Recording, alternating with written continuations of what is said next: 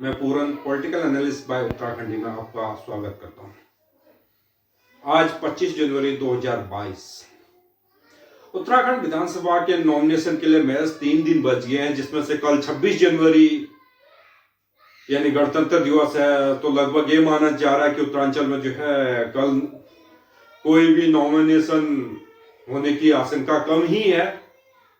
27 और 28 महज 2 दिन रह गए नॉमिनेशन के लिए। अब भी भारतीय जनता पार्टी में 11 और कांग्रेस में 6 प्रत्याशियों की सूची जारी करने में विलंब हो रही है। वहीं भारतीय जनता पार्टी में इस समय बगावत के सुर तेजी से हो रहे। बात करें अल्मोड़ा विधानसभा से आ रही खबरें, भारतीय जनता पार्टी के वर्तमान में डिप्टी स्पीकर रघुनाथ सिंह चौहान ने भारतीय जनता पार्टी के प्राथमिक सदस्य से इस्तीफा दे दिया है। उनके साथ ही साथ उसी विधानसभा से आने वाले दूसरे बड़े नेता ललित लटवाल ने भी ये संकेत दे चुके हैं कि उन्होंने भी अब भारतीय जनता पार्टी को छोड़ दी है। वहीं चंपावत सीट की बात करें तो बसंत सामंत ने भी कल यह ऐलान कर दिया था कि हम जो है चंपावत से जो है निर्दलीय प्रत्याशी के रूप में 2022 का विधानसभा चुनाव लड़ेंगे।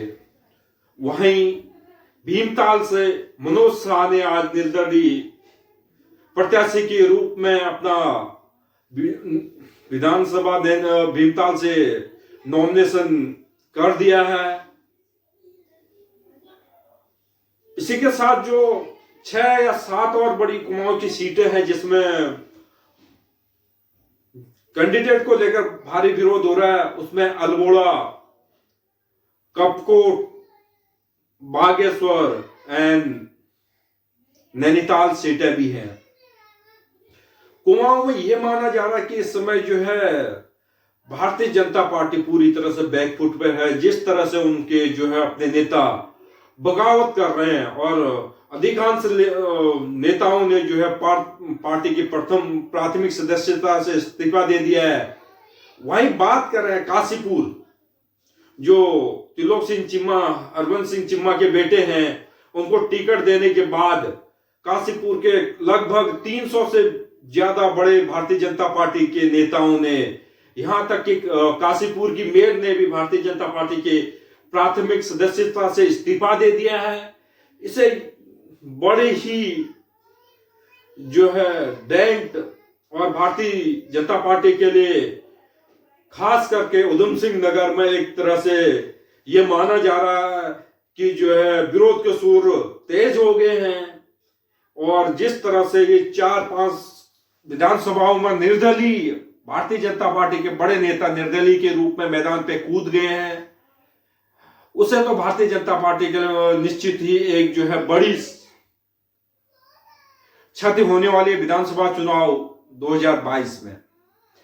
जिस तरह से खबरें आ रही हैं, डोईवाला में अभी असमंजस बैठा हुआ है कि कौन डोईवाला से भारतीय जनता पार्टी का कैंडिडेट होगा। वहीं टेहरी विधानसभा में अभी तक ये कयास ही लगाए बैठे कि क्या किशोर उपाध्याय जी भारतीय जनता पार्टी में शामिल होंगे या नहीं। अगर नहीं होते हैं तो कौन होगा टेहरी से और कौन होगा कोटद्वार विधानसभा से भारतीय जनता पार्टी का प्रत्याशी, इसमें अभी भी असमंजस बना हुआ है।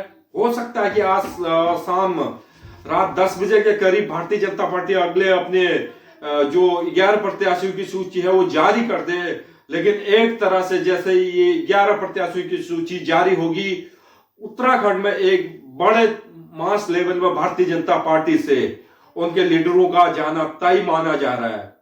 यह माना जा रहा है कि कम से कम भारतीय जनता पार्टी के हर विधानसभा क्षेत्र में, अगर बात करें 70 में से 42 ऐसी विधानसभा हैं जिनमें भारतीय जनता पार्टी के बड़े प्रत्याशी निर्दलीय के रूप में चुनाव लड़ रहे हैं, जिन्होंने ये मन बनाया है कि हमने जो है ग्राउंड लेवल में कार्य किया है, जनता के साथ रहे हैं और जनता के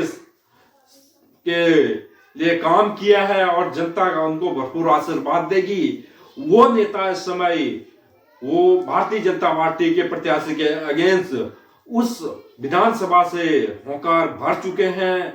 और ये भारतीय जनता पार्टी के लिए किसी बड़े सदमे से कम उभर पाने के लिए एक मुश्किल घड़ी है। लेकिन अगर यही स्थिति रही भारतीय जनता पार्टी के लिए, तो दुनिया के या हिंदुस्तान के कितने भी सर्वे ये दिखा रहे हैं कि भारतीय जनता पार्टी इस समय सत्ता में वापस कर रही है। मेरा तो ये मानना है भारतीय जनता पार्टी और कांग्रेस में जिस तरह से बगावत हो रही है, कहीं आम जो है एक महत्वपूर्ण भूमिका उत्तराखंड में निभाने में सक्षम न हो।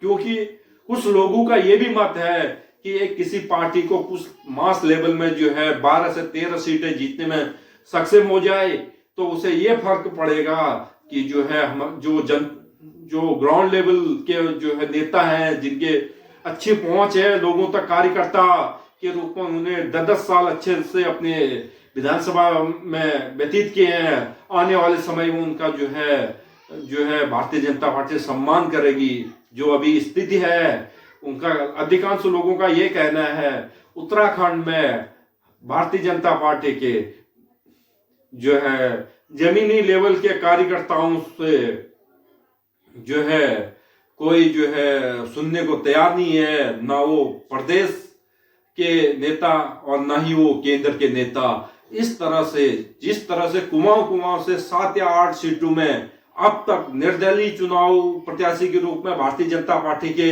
कैंडिडेट उतर चुके हैं। रामनगर, भीमताल, चंपावत, पिथौरागढ़, कपकोट, अल्मोड़ा, काशीपुर, ये वो विधानसभाएं हैं जिसमें लगभग भारतीय जनता पार्टी का वोट जो है 2 हिस्सों में बढ़ चुका है।